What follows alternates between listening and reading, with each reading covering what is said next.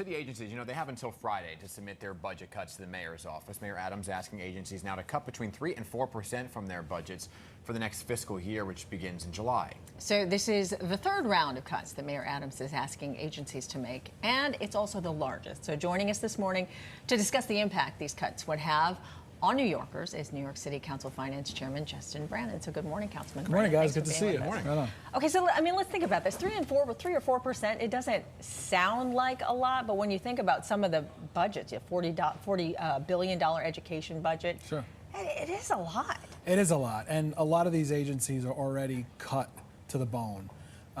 And we're hearing, and it has real world impact, right? You hear from folks who, look, I believe that New Yorkers can measure their investment, their return on investment as taxpayers, and the delivery of city services.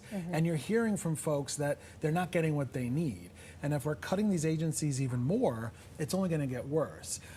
So the council's vision is not for these cuts. The council's vision is to reinvest in our city and give these agencies what they need to raise New Yorkers up. So how do you go about that then, Councilman, right? When the mayor's saying, well, you have 10 days to slash the 3 to 4% that I'm asking you to slash, pretty tall order here.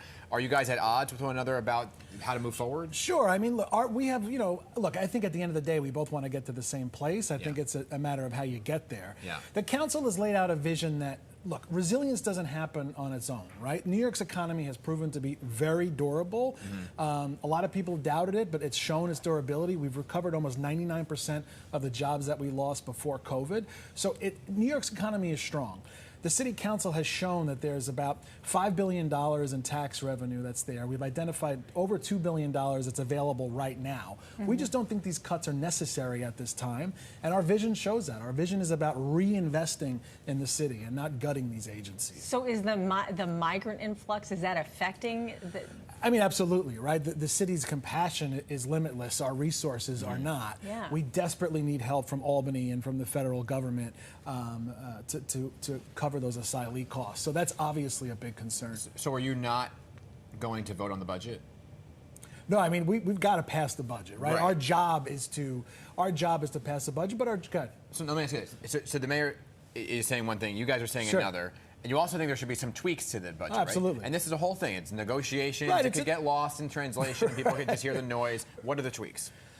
Well, the council put out last week. The council put out its response to the mayor's preliminary budget. Now we go into another month and a half of executive budget hearings, and that's really where the rubber meets the road. And then by the end of June, we have to pass a budget to keep the lights on in the city and to reinvest in our most vulnerable and to show New Yorkers we're coming back strong. So it's always going to be a dance, but the council has laid out a vision that we need to reinvest in our city at this time to really make sure our recovery is strong. Well, what's the reality for New Yorkers then? I mean, who are concerned that this is never going to happen? Look at what's happening in Albany right now. We're charter mandated. We have to get the budget passed by the fiscal year, so we don't really have a choice, right? Yeah. I'd love to go to the beach and do an early budget. That's not possible, nice? Right? But look, I think through the next month and a half in exec hearings in May, we'll get there. You know, look, there's always going to be it's a negotiation. Yeah, that's but I think we lay out our vision, the mayor lays out his vision, and we do our best to come to a compromise for what's best for New Yorkers. At the end of the day, that's what's important. Okay, so we have a minute left here, and I want to get you on this other thing about this bill you're proposing here about these hidden fees. Sure. Okay, because you go online, you think you're paying a set price, insane. and all of a sudden you're paying $100 more. That wasn't what you looked at. And you're like, oh, I'm getting such a deal, Right. and then you're not. So how does this all work, and will it actually go through? Sure, it'll pass. I think it's got a lot of support. It's going to pass today. It basically goes after the advertising. So what we're trying to get at is everyone knows there's hidden fees. Yeah. The problem is that they advertise tickets for $20. By the time you're done, it's $65, right?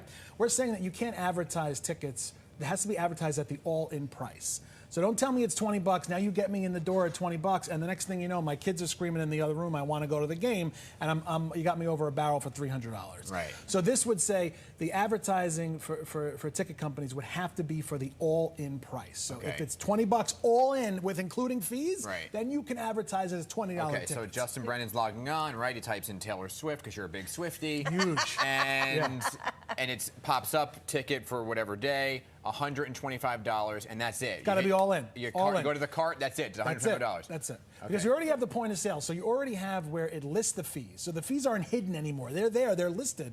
The problem is the advertising. It's being advertised as tickets are $20. You can't find a $20 ticket on any of these websites. Right. What kind of support are you getting? Across the board, because everyone deals with it. Everyone deals with it. It's crazy. People are being squeezed. They want to go to a game. Tell me what the tickets are. That's what I want to pay. Don't surprise me. Yeah. You know? Thank you for doing that. Yeah, Because right I buy my parents tickets sometimes for Broadway shows. I'm like, You I'm know, getting such a deal. And you're still bummed about your not getting those Swiftie tickets. No, he is. Yeah, I won't recover. I won't recover. Right. Yeah. Good to have you here in studio. Thanks, guys. Keep Always us a pleasure. posted on the budget. I know it's a whole dance and it's a ballet and everything else. I'll come back keep us anytime. posted, okay? Right on. And can we just say this guy is really funny? He needs to stand up. Yeah. Just saying. Very good.